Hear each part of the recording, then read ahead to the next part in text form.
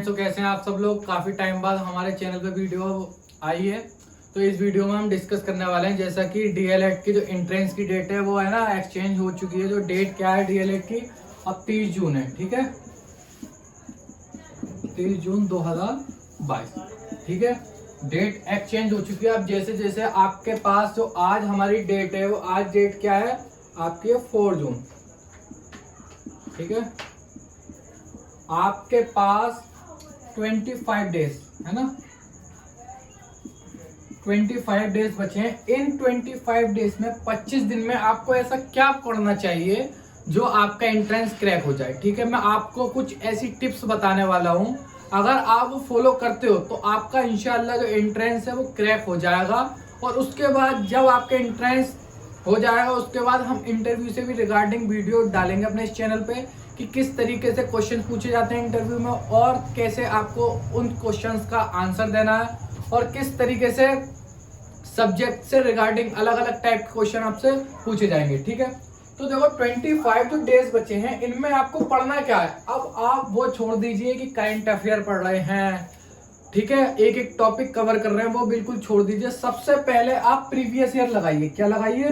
Previous year question paper लगाइए। ठीक है, कम से कम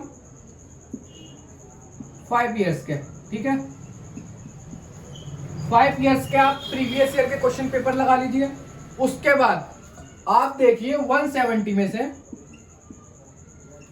आपके कितने मार्क्स आ रहे हैं। अगर आपके 100 अबोव आ रहे हैं तो इसका मतलब ये है आपकी प्रिपरेशन थोड़ी सही है। अगर आपके इससे कम आ रहे हैं, अगर इससे कम आ रहे हैं तो इसका मतलब ये है आपकी प्रिपरेशन में कुछ ना कुछ कमी है।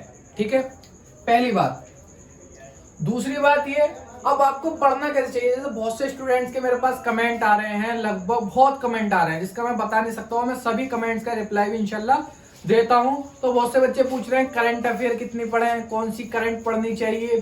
तो मैं आपको बताना चाहूंगा इतना डीपली करंट आपको नहीं पढ़नी है। उस करंट में आपकी जीके भी इंक्लूड होती है। तो आपकी जो करंट आ रही है वो 30 मार्क्स की आ रही है। तो 30 मार्क्स की करंट पढ़ने के लिए आपको डेली करंट नहीं पढ़नी है। आपको सिर्फ क्या पढ़ना, आप सुनिए।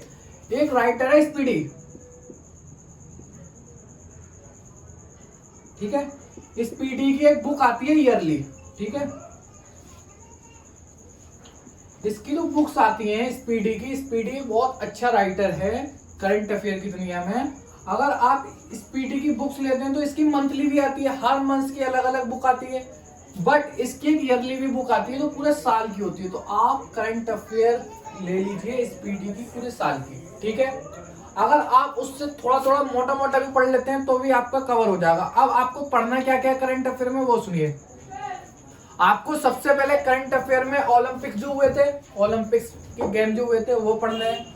कुछ ऐसे टॉपिक पढ़ने हैं जो रिसेंटली अभी हुए हैं, कुछ मतलब अराउंड 6 मंथ्स पहले जो कुछ घटनाएं, कुछ कोई भी काम। और सबसे पहले आपको करंट के सीएम भी पढ़ने हैं। ठीक है, गवर्नर भी पढ़ने हैं।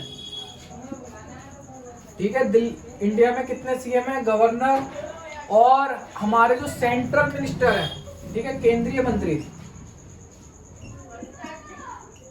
केंद्रीय मंत्री भी पढ़ने हैं आपको। करंट की कुछ ऐसी चीजें, प्लस आप ये भी पढ़ लीजिए हमारे इस टाइम पे जो प्राइम मिनिस्टर हैं, हमारे जो प्राइम मिनिस्टर हैं नरेंद्र मोदी, वो कौन से नंबर के प्राइम मिनिस्टर हैं। जो हमारे प्रेसिडेंट हैं वो कौन से नंबर के प्रेसिडेंट हैं। जो हमारे सीजीआई हैं, चीफ जस्टिस ऑफ इंडिया, वो कौन से नंबर के। ठीक है, आपको करंट में ये भी पढ़ना है कि ये इनकी जो अपॉइंटमेंट है कौन से नंबर पर हुई है। ठीक है, प्लस आपको जामिया की हिस्ट्री पढ़कर जानी है।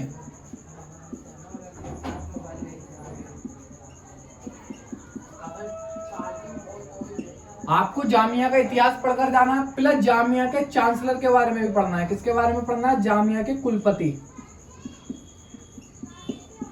प्रेजेंट में कौन कौन है। इससे इन चीजों से लेकर आपके 2 क्वेश्चन डेफिनेटली बनेंगे ही बनेंगे और वो हर साल आते हैं। आप प्रीवियस ईयर के क्वेश्चन पेपर देख लीजिए। ठीक है, कोई सा भी क्वेश्चन पेपर देख लीजिए जामिया का, इससे रिगार्डिंग आपके 2 क्वेश्चंस आते ही आते हैं और इंशाल्लाह इस बार भी आने के पूरे चांसेस हैं। तो आप जामिया का इतिहास पढ़िए, जामिया के कुलपति पढ़ लीजिए, प्रीवियस ईयर क्वेश्चन पेपर लगा लीजिए। और मैंने बताया प्राइम मिनिस्टर जो पीएम है हमारे वो कौन से नंबर के हैं ये पढ़ लीजिए, प्राइम प्रेसिडेंट कौन से नंबर के हैं, सीजीआई कौन से नंबर के, केंद्रीय मंत्री पढ़ लीजिए, भारत के गवर्नर पढ़ लीजिए और भारत के सीएम पढ़ लीजिए। ये चीजें तो आपको पढ़नी है। उसके बाद रीजनिंग में आप सबसे पहले जो हमारे 5 ईयर्स के क्वेश्चन पेपर हैं इनके जो क्वेश्चंस हैं उन्हें खुद सॉल्व करिए, ठीक है। वो सॉल्व हो जाते हैं, अच्छी बात है। उसके बाद कुछ आपको ऐसे टॉपिक्स पढ़ने हैं जो वेरी इंपॉर्टेंट होते हैं। अगर बहुत से बच्चों के कमेंट्स आ रहे थे कि भाई हमसे मैथ्स नहीं होगी, मैथ्स बहुत हार्ड है, तो घबराने वाली बात नहीं है। जो आपकी मैथ्स आ रही है 20 मार्क्स की आ रही है, अगर आपको नहीं आता 20 मार्क्स में से आपका एक भी क्वेश्चन नहीं बनना तो इसे छोड़ दो, आपके फिर भी 150 मार्क्स बचे। और 150 मार्क्स बहुत ज्यादा होते हैं। अगर आप एक मैथ्स का पार्ट छोड़ देते हैं तो इससे आपके एंट्रेंस पे कुछ भी फर्क पड़ने वाला नहीं है। आप मैथ्स छोड़ दो, नहीं आती तो आपको। पर यह बात याद रखना, अगर आपको 20 मार्क्स की आपकी मैथ्स आ रही है और आप उसमें से अक्कड़ बक्कड़ बम्बे 80-90 पूरे 100 कर आ गए, टिक लगा के आ गए, तो ये सुन लीजिएगा आपके जो मार्क्स है वो नेगेटिव में चले जाएंगे। किसमें चले जाएंगे? नेगेटिव में चले जाएंगे। तो मैं सजेशन यही दूंगा कि आप है ना, मतलब ये तुक्का ना लगाएं कि नेगेटिव जो मार्किंग हो आपकी। तो इसलिए आप ये करिए, जो आपको आता है सबसे पहले सब कुछ छोड़ दीजिए, कुछ मत पढ़िए, मेरी बात माने। तो आपके पास 25 दिन बचे हैं, कुछ भी मत पढ़ो इस टाइम। आप सबसे पहले 5 ईयर्स के क्वेश्चन पेपर देखो कि किस टाइप के क्वेश्चन आ रहे हैं और कैसे क्वेश्चन आ रहे हैं। लैंग्वेज में जो आप लैंग्वेज सिलेक्ट करोगे वो आएगी, इंग्लिश नहीं आएगी, ठीक है। और जिन्होंने इंग्लिश सेलेक्ट करा उनके लिए इंग्लिश नहीं आएगी। जो उन्होंने लैंग्वेज सिलेक्ट करी है, जो उनका मीडियम है, उसी के रिगार्डिंग आपके क्वेश्चंस आएंगे 20 मार्क्स के। आप 5 मार्क्स जो 5 साल के क्वेश्चन पेपर हैं वो आप प्रॉपर अपनी बुक में सॉल्व करें, उनके एक आंसर लिखें। और ये बात याद रखें, जो 5 ईयर्स के आपके क्वेश्चन पेपर होंगे प्रीवियस ईयर के, यही दोबारा क्वेश्चन रिपीट होते हैं बाद में। ऐसा नहीं है कि एक बार जो क्वेश्चन 2021 में आ गया या 2019 में आया था, 2020 में आया था, वो अब दोबारा नहीं आ सकता। ऐसा कुछ भी नहीं है, क्वेश्चंस दोबारा रिपीट होते रहते हैं। तो इसलिए मैं आपको सजेस्ट यही करूंगा कि आप प्रॉपर 5 ईयर्स के क्वेश्चन पेपर को अपनी बुक में नोट डाउन कर लें और उन्हें देखें कि किस तरीके के क्वेश्चन आए थे, केवल करंट अफेयर को छोड़कर। अब देखिए, बहुत से बच्चों का डाउट था कि टीचिंग एप्टीट्यूड के लिए कौन सी बुक पढ़ें।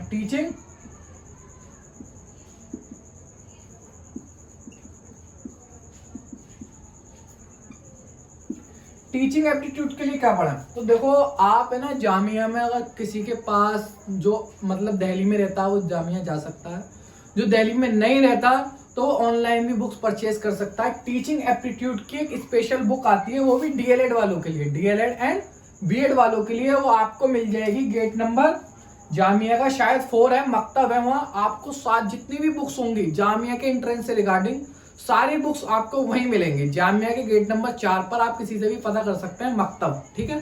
तो आपको सारी बुक्स मिल जाएंगी, ठीक है। अगर आपको कोई भी डाउट है, कुछ भी पूछना है, तो आप नीचे कमेंट बॉक्स में लिख सकते हैं। इंशाल्लाह हम आपके कमेंट्स का जरूर रिप्लाई करेंगे। अगर आपको हमारी वीडियो पसंद आती है तो वीडियो शेयर जरूर करें, ठीक है। Thanks for watching video.